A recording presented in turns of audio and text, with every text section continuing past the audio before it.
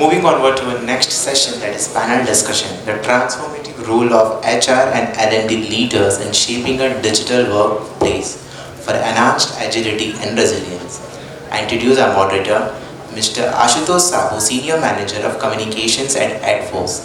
Mr. Saboo is a Senior Marketing and Communications Manager with nearly a decade of experience in the training industry. He holds impressive qualification in communication management, journalism, and commerce, with recognized achievements in marketing and communication roles. I also invite our fellow panelists, Mr. Karthik Mulakaluri, Director of Talent Development at Omega Healthcare, Ms. Rituparna Dasgupta, Senior Director, Global Head of Talent Management at Visteon Corporation, Mr. Kamal, Sahdev, Director of Human Resources at Delta Electronics, Mr. Joseph Antony, Director HR, Global Leadership Development at Cognizant, Ms. Rakhi Joseph, Director of Enterprise Learning and Development at PayPal, Mr. Palanisamy, Vice President of Learning and Development at IIFL Samasta Finance Limited, and Ms. Soumya Panigrahi, Global Head of Talent Management and Organization Development at Brillio. Over to you, Mr. Saboo. Hi, thank you, Naveen. Good afternoon to all of you. Yeah, and to begin our session and the panel discussion, I would just like to bring a thought which comes to my mind, which is environment is more powerful than willingness. So while saying that, I think a role of shaping digital workplace for enhanced agility and resilience really comes into picture. So here, I would like my esteemed panelists to give their thoughts about the same. So I would repeat the topic and I would expect all of you to give me one word or one line, what comes to your mind when I talk about the topic. And our topic being the transformative role of HR and L&D leaders in shaping digital workplace for enhanced agility and resilience. Mr. Karthik, what comes to your mind when we talk about it? Openness. Openness? The mic is not working. Yeah. You said openness, right? What about you? Velocity. I think that's the future, and this is what the present also. So we all need to align with that. Great. Mr. Joseph? Yeah, I think it's about the here and now. That's what matters. Here and now, that's what matters. For me, it is the agility in decision making. That's great. Here, the transformation starts at HR and L&D and it ends at HR and L&D. Without both of them, this cannot happen. Totally. Soumya ji? I would say we are the enablers.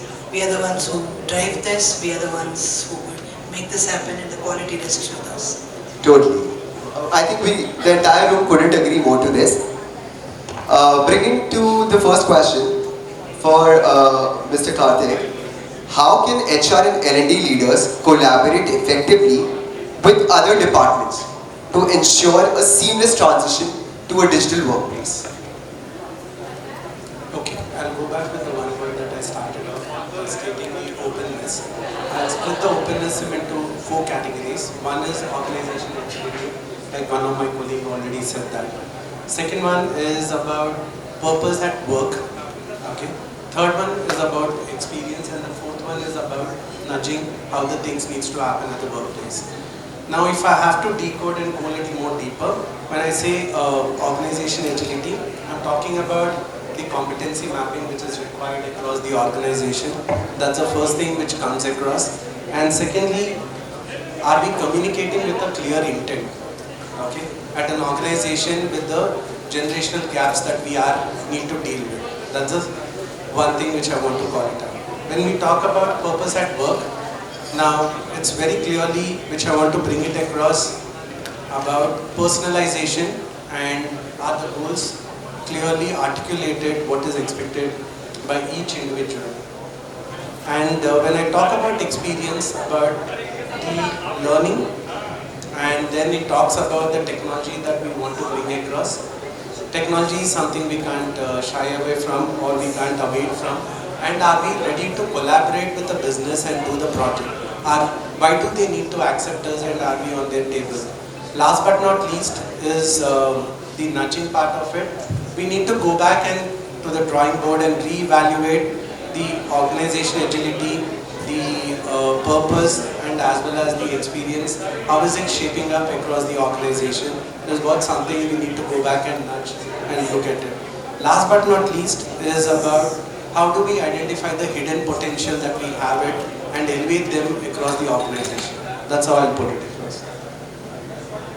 That's great. I really was taken away when you talked about goals should be clearly articulated. I think that really is important. I couldn't agree more to this. Now moving to Rakiji from PayPal. Yeah. How do HR and L&D leaders leverage data analytics and insights to inform decision making and enhanced workforce performance? Sure. Thanks, Karthik. I think what you said was very insightful.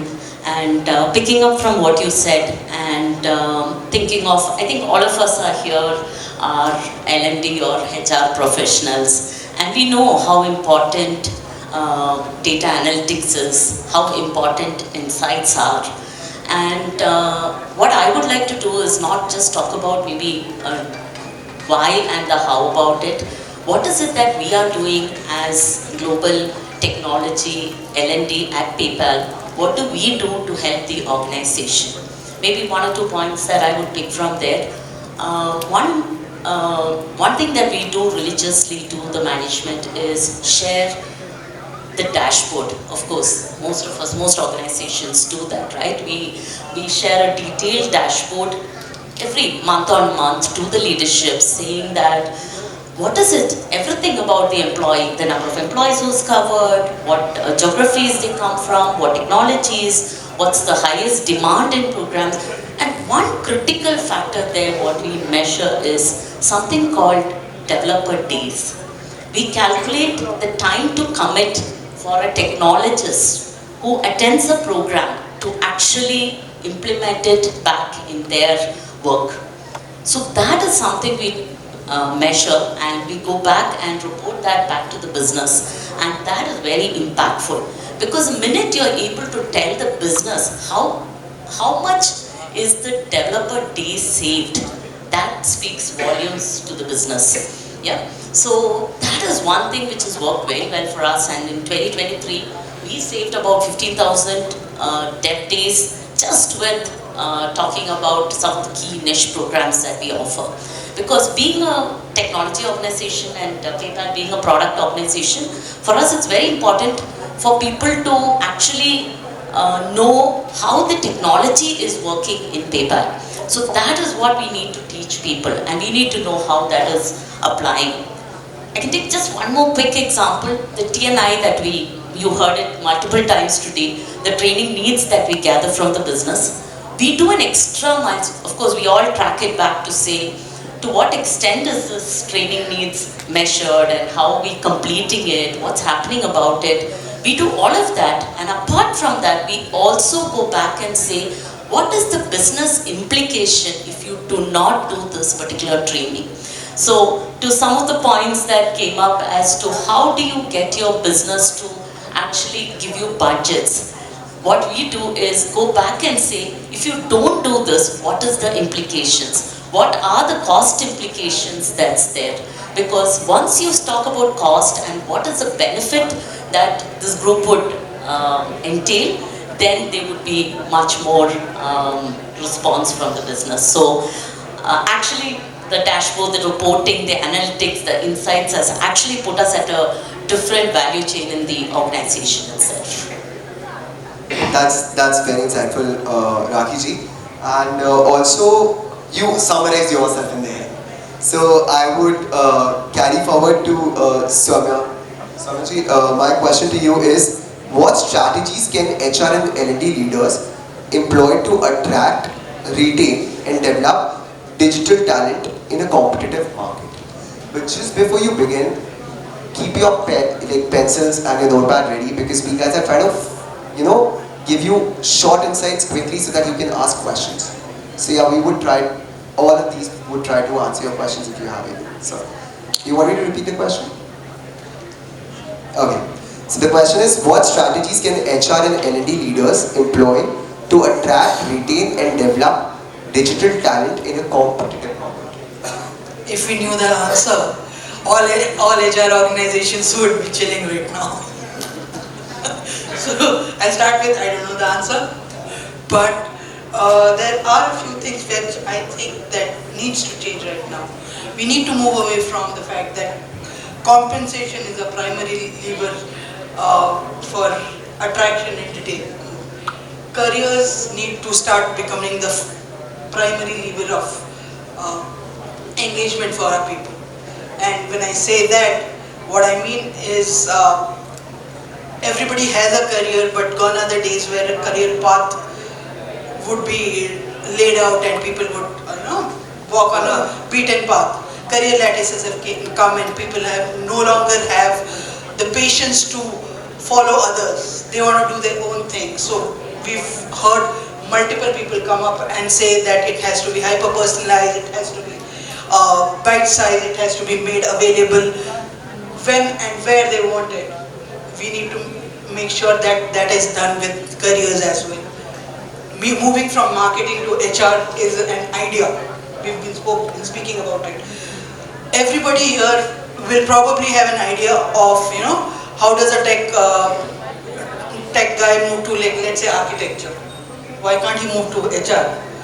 He probably needs to have a stroke to make that decision, but if he doesn't get that stroke, why not?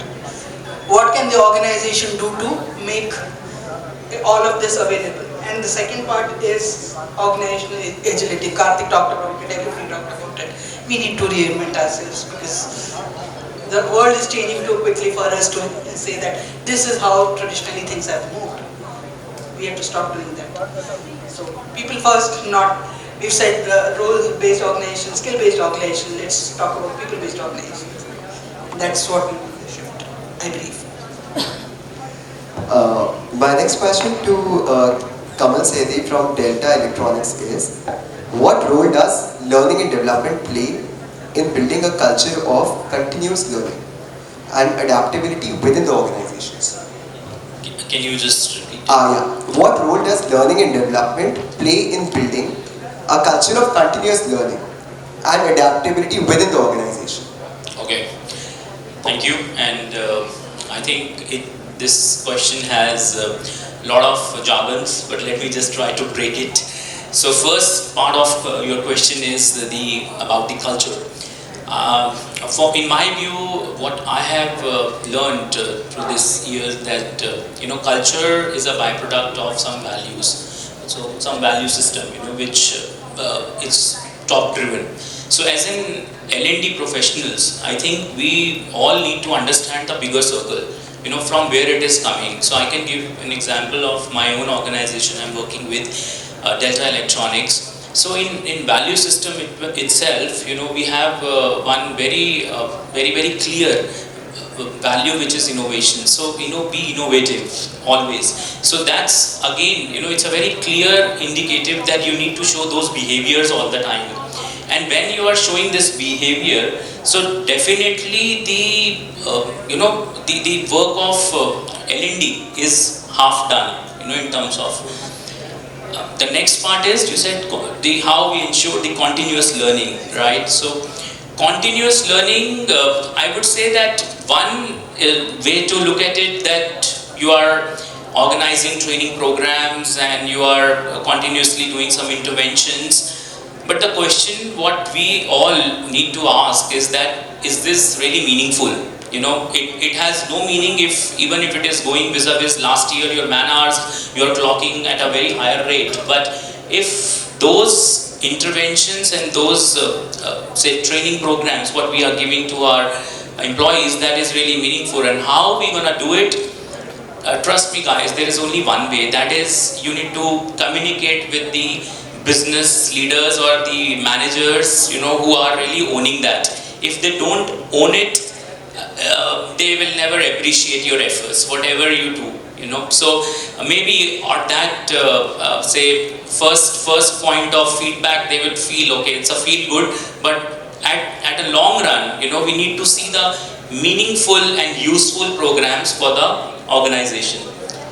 And also, since this topic is about the digital and resilience, what we need to build, again, I would like to give an example of our organization where we have our own academy and we run 5,000 plus courses which are like, if you're stuck in an even traffic jam of Bangalore, you can always go to your mobile and check it out, so you can, just like Netflix, you can choose your own content, not forcing the content on you. So these are the some I would say changes, which as an L&D fraternity we need to look at and always have an open mind towards it. And trust me, business leaders are good, we need to talk to them only. Thank you. I hope, Yeah, so openness would really be your takeaway on this, right? Yeah. Moving to Rituparna ji, your question I would like to ask you is, how can HR and L&D leaders balance the use of technology with human-centric approaches to employee engagement and development? Thank you. Thanks, Ashutosh. And I'll possibly start this with a question for the audience, okay? Let's see if you're all awake. So, most of us are HR and L&D leaders. So, with a show of hand, I would like to see for how many of you building manager capability is on top of your mind or it's a priority. With a show of your hand. Perfect. So my example should hit home for all of you because I'm actually going to answer this with an actual case of what I have seen happen in in one of my roles of balancing technology with a very human-centric approach. So the messy middle or the manager development is a very, very critical priority. And when you are in a global organization, starting from US to Japan, and you have managers all across, how do you scale that? How do you give a consistent yet a personalized approach to build manager capability for everyone, right? So for us, I think as an HR or L&D leader, first is to step back and look at what are we trying to achieve in a very systemic manner. What does manager capability look like? In that, we picked up coaching as something we believed is going to help our managers. We then stepped back and looked at what does coaching end-to-end in a systemic manner look like? What is the starting point? What is the outcome that we would look at? We then plotted what are the absolute non-negotiable human touches that needs to be there in the process, right? And many of you, if you're coaches, you would agree that the actual event of a coaching, the sitting across, whether it's a Zoom or a Teams, that needs a human approach. So we said, yes, we need that to be a human approach. Again, you can argue tomorrow it might be a humanoid that might replace a coach. We are not there yet. But at this point, we felt the human would be the coach. We then actually went with a very coaching platform that really took the entire administrative or the pain of organizing from US to Japan on looking at getting that consistent experience to all our managers totally off. 10 years back, it would have required 4 people to actually do that, multiple follow-ups, right? So if you look at matching a coach with a coachee, right? Maybe even a language, someone who speaks Japanese in Japan, your platform can actually help you do that. And then look at the user experience, right? You can go to the platform and you can actually get a coach, you can talk to your coach anytime. You can talk to a coach when you actually need a coach, not wait for 2 weeks when you have a meeting scheduled. So that brings the agility in the entire thing. And then if I look at the end result, I'll go back to what Rakhi said, the analytics and the dashboard. As leaders, what we get at the end of it is the entire engagement, the analytics and the dashboard. I know with all confidentiality what my managers are working on, what is their biggest pain point. I can as a L&D leader feed that back into my learning interventions, right? I can take that back to my HR leader saying that, hey, these are the strength areas, these are the opportunities. So not just I streamline the coaching process, I can also use the data that's coming out of it in a systemic manner and feed it back to the other HR teams. So to me, it's an example, Ashutosh, but looking at these opportunities and seeing how we can actually make the experience, the engagement and the outcome more agile and more utility focused is something that I would say. Actually, I could relate a little bit of what we do at edForce about it. So we guys have a zero recorded content library, unless everyone in the space who mostly has a content library of selling the same content to other people.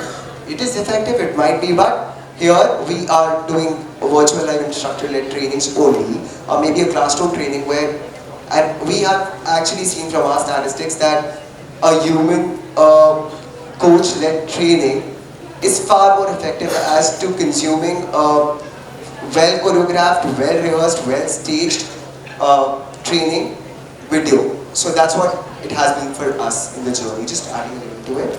My question now to Palanisamy ji is, what challenges do HR and L&D leaders face when implementing digital workplace initiatives, and how can these challenges be overcome?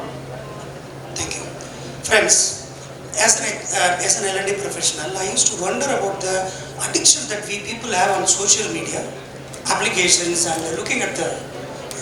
but it comes to even the workplace, when you just walk through the workstations, you will notice how people, one side this monitor and laptop will be there, another side the mobile will be there, right?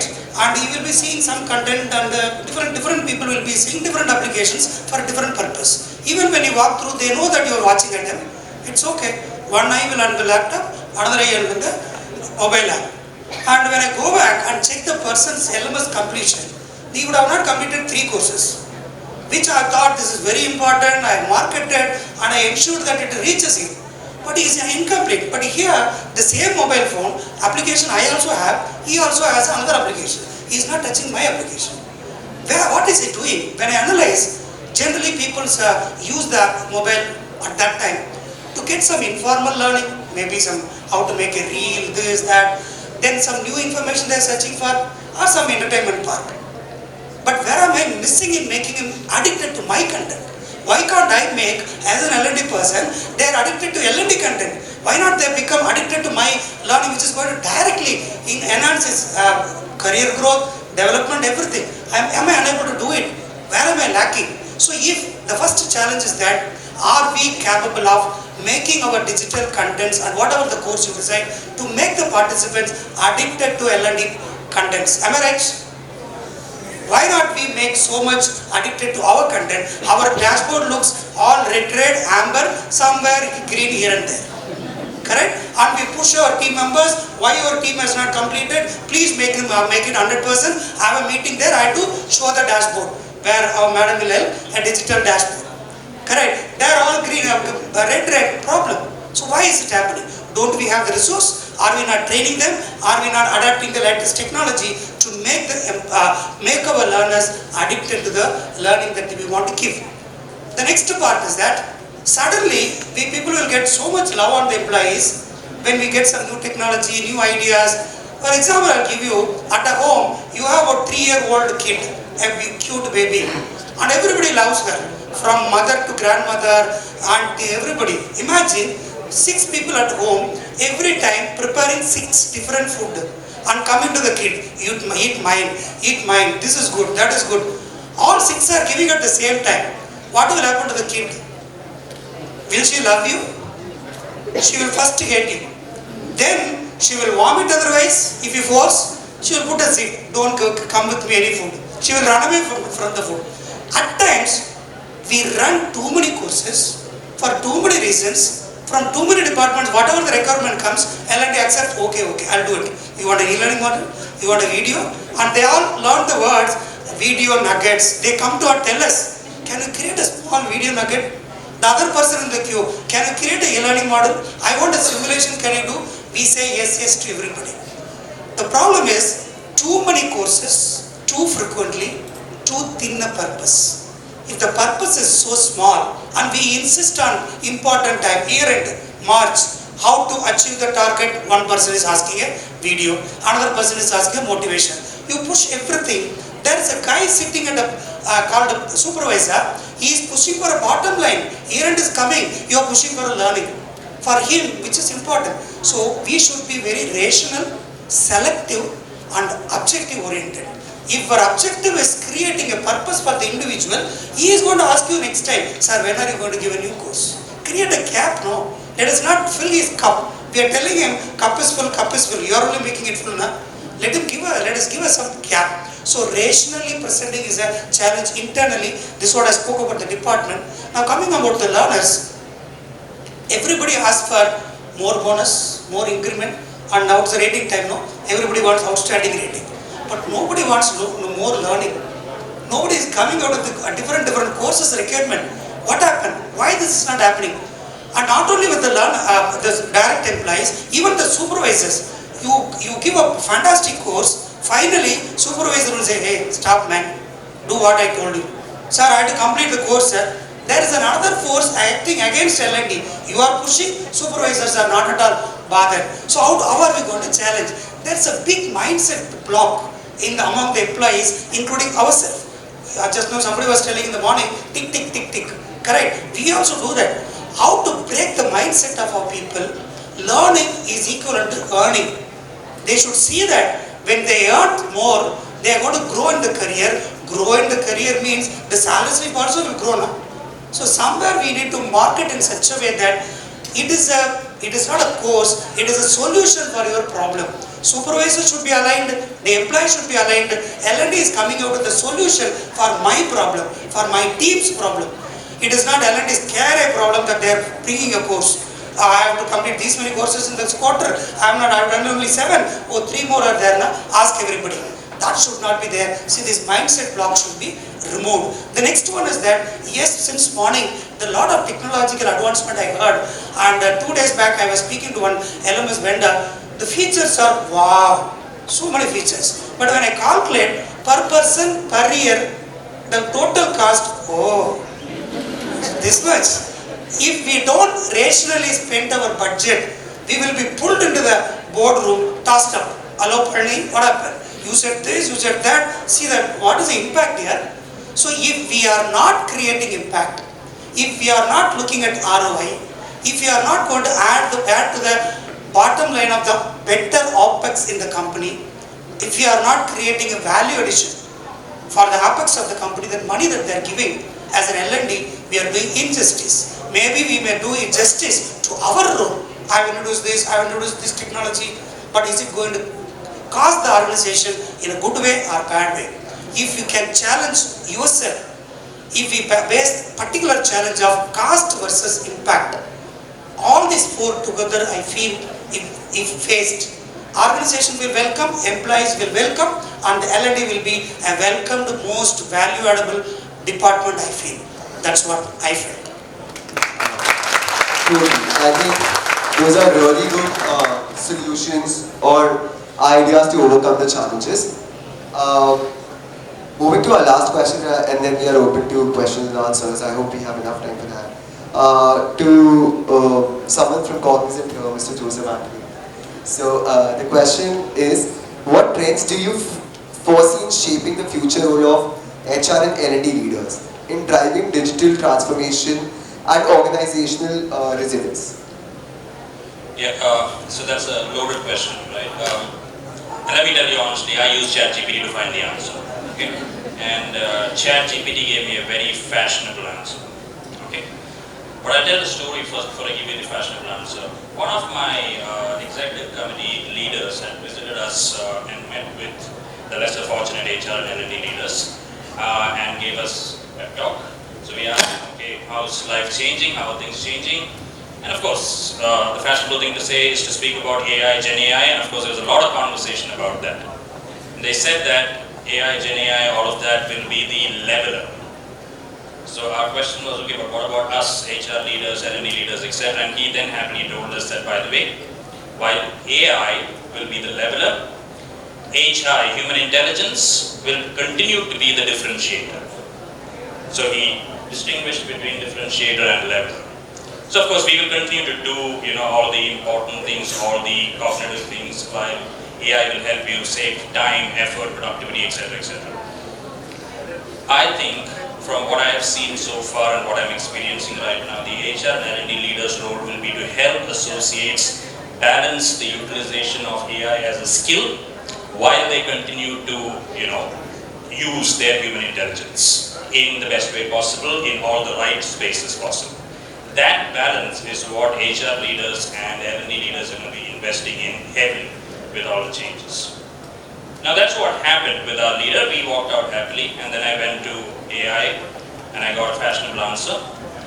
So it said that the trends that are coming up right now as far as HR and L&D leadership, one is you will be the strategic business partner. You will play a very, very strategic role in business partnership.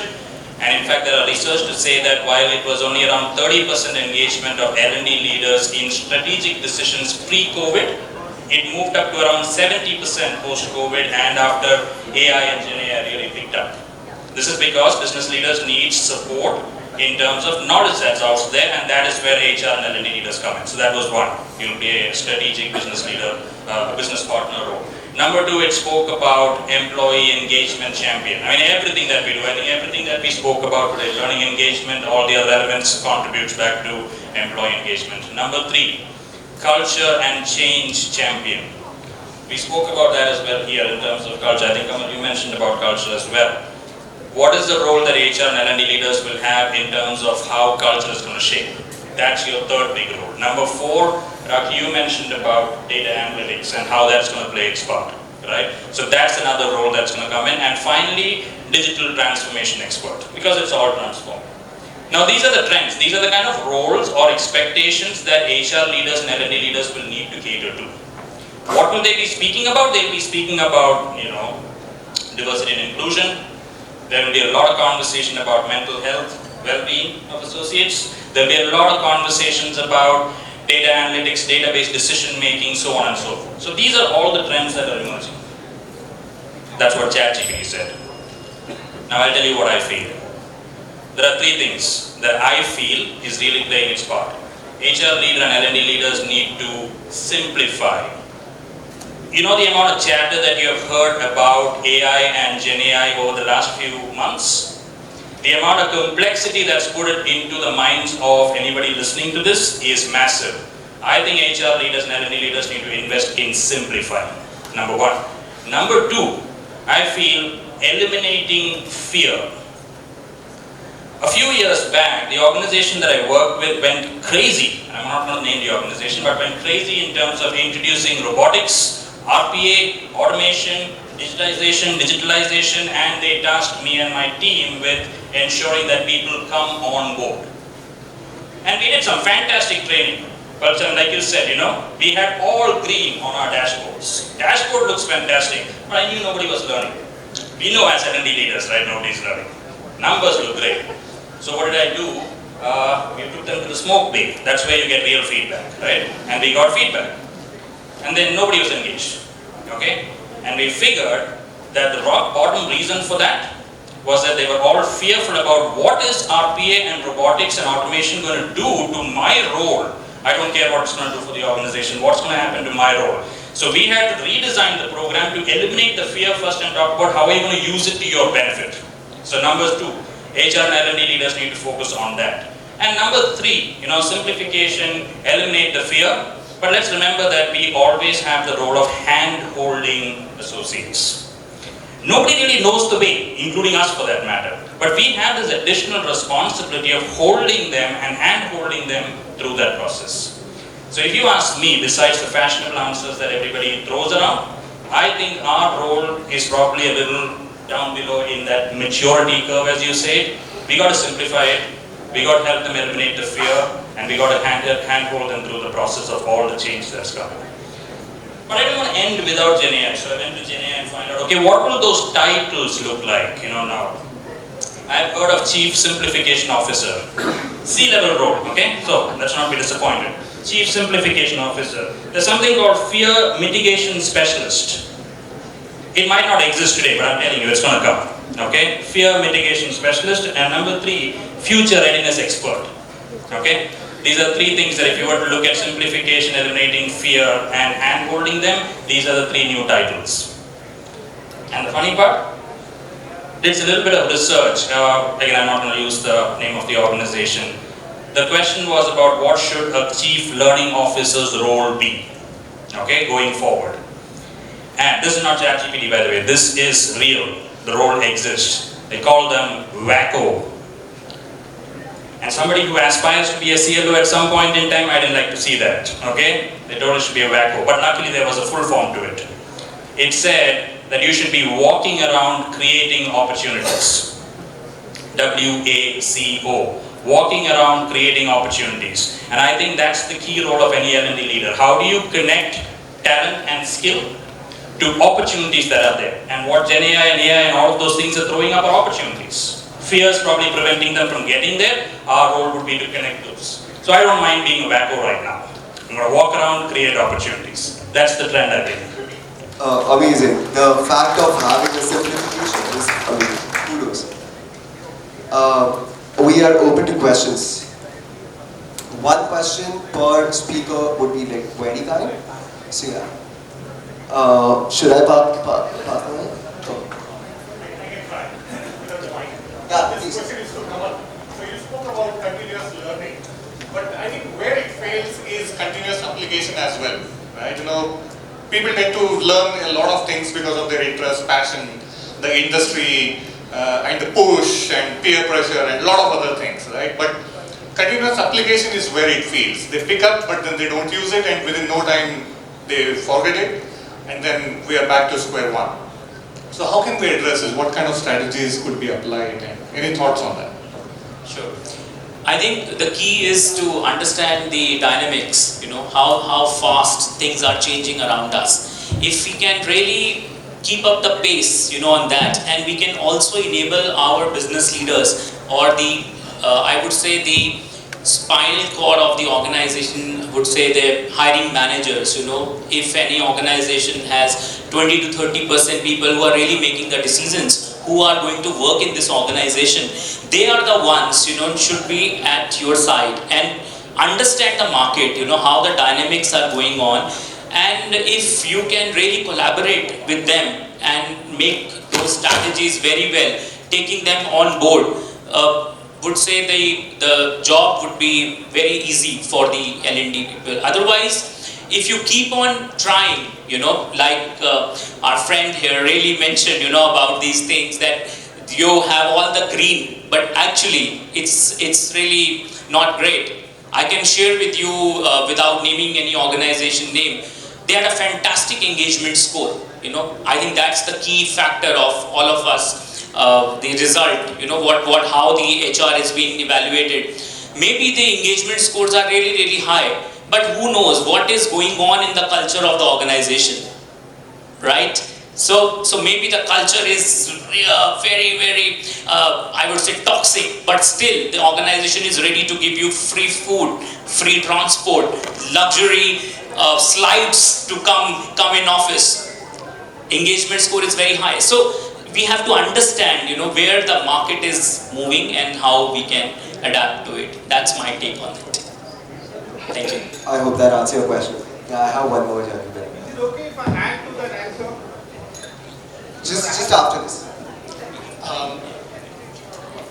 Thanks to the panel for some very useful insights. So I had one question. So I know from today, from this morning, we were speaking about a lot of companies, organizations, L&D departments specifically, who are looking to re-engineer and looking to reinvent themselves to cater to the new, the new normal from an L&D perspective.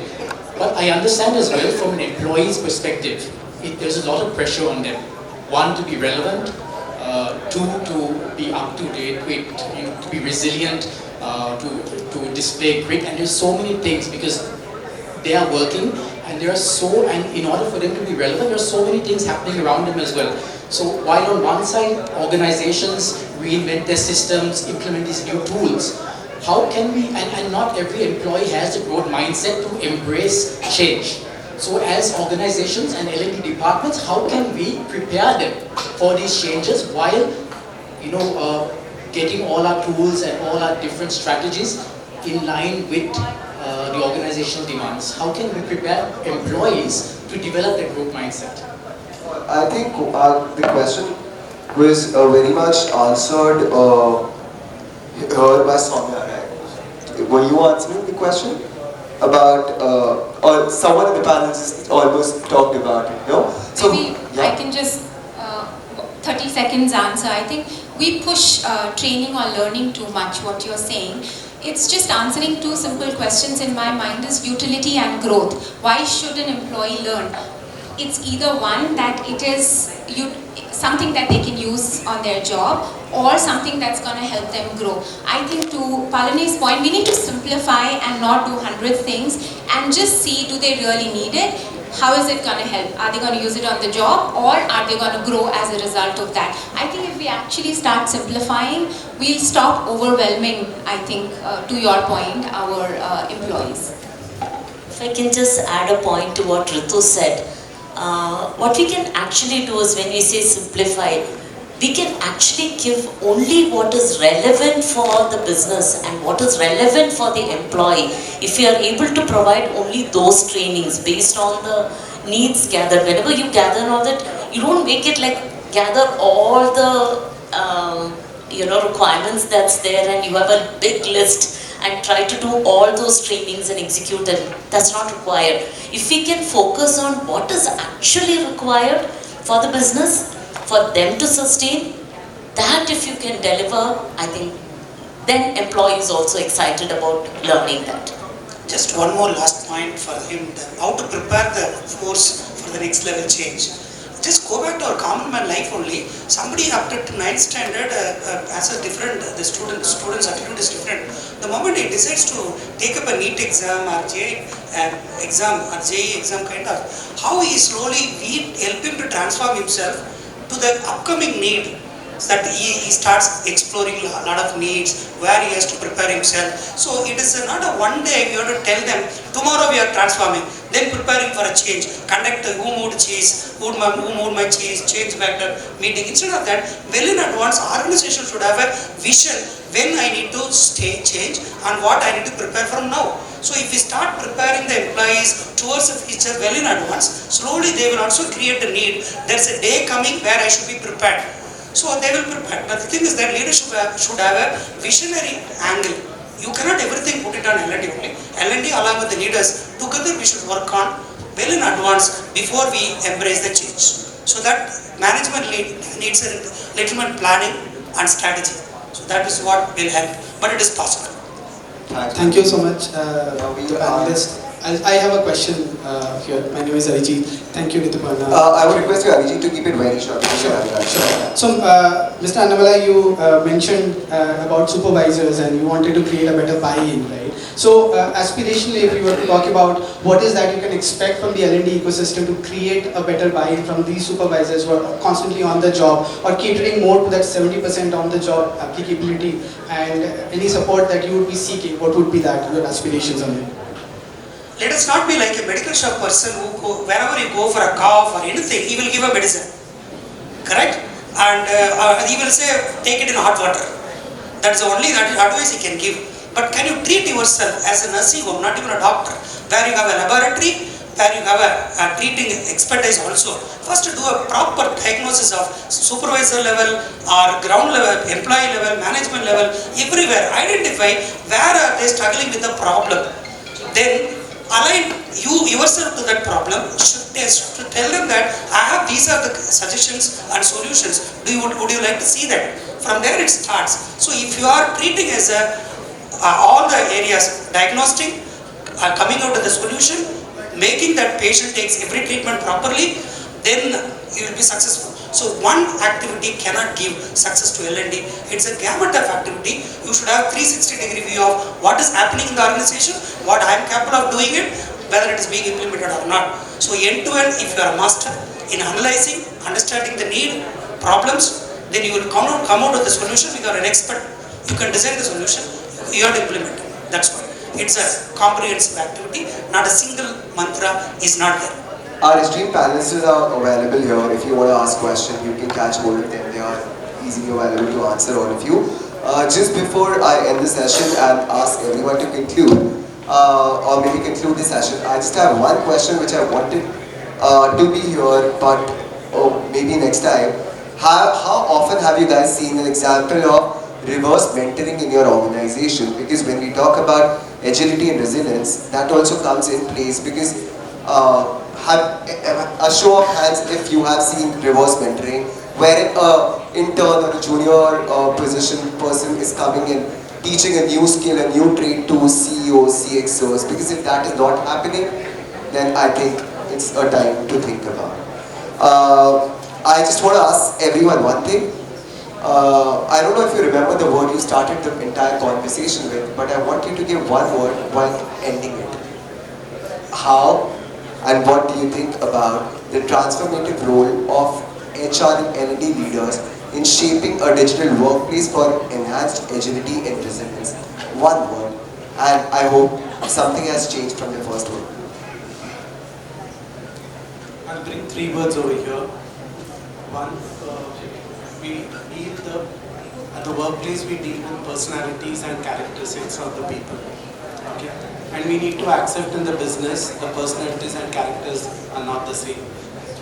And the most important thing, element that we as a HR professional or L&D professional we have is the power of influence without any authority. Now it depends on us how much of authority we want to earn from them and create our own personality and character, which business starts buying, will make the huge difference.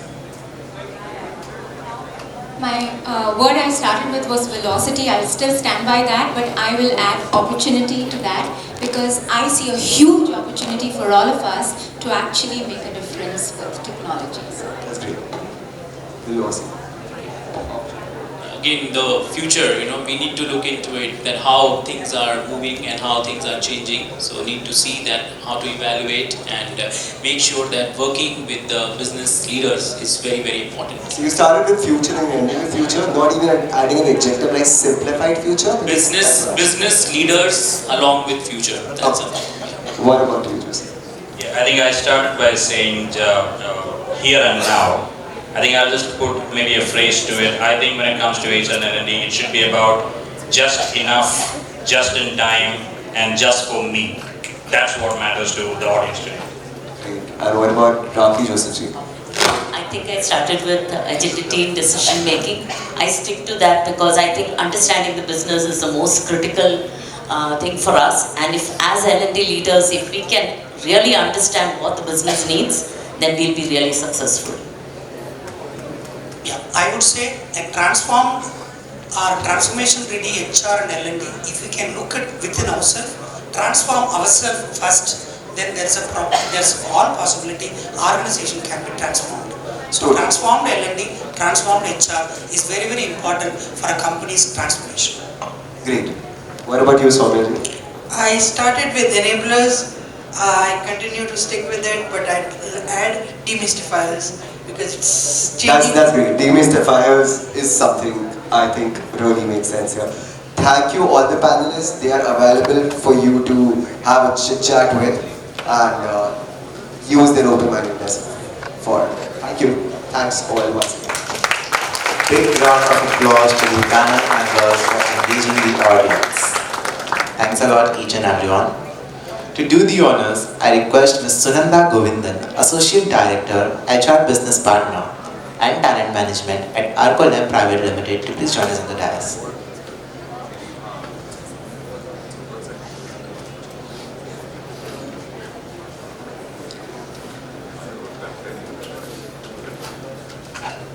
I request Ms. Govindan to start felicitation with our moderator, Mr. Ashutosh Saboo.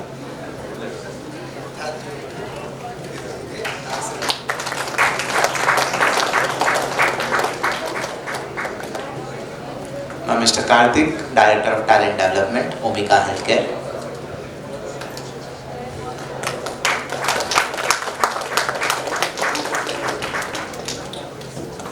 Ms. Rituparna Dasgupta, Senior Director, Global Head of Talent Management at Visteon Corporation.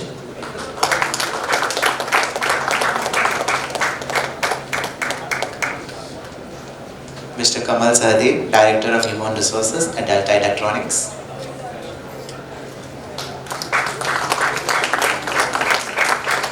Mr. Joseph Antony, Director HR, Global Leadership Development, Cognizant.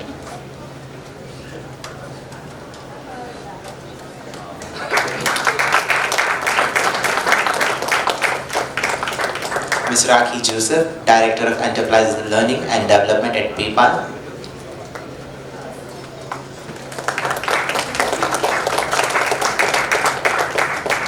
Mr. Palanisamy Annamalai, Vice President of Learning and Development at IIFL Samasta Finance Limited.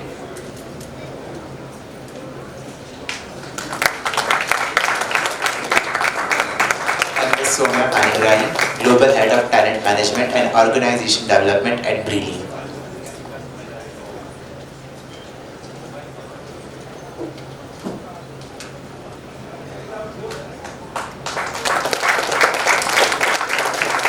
I request everyone to please take the center stage for a group picture.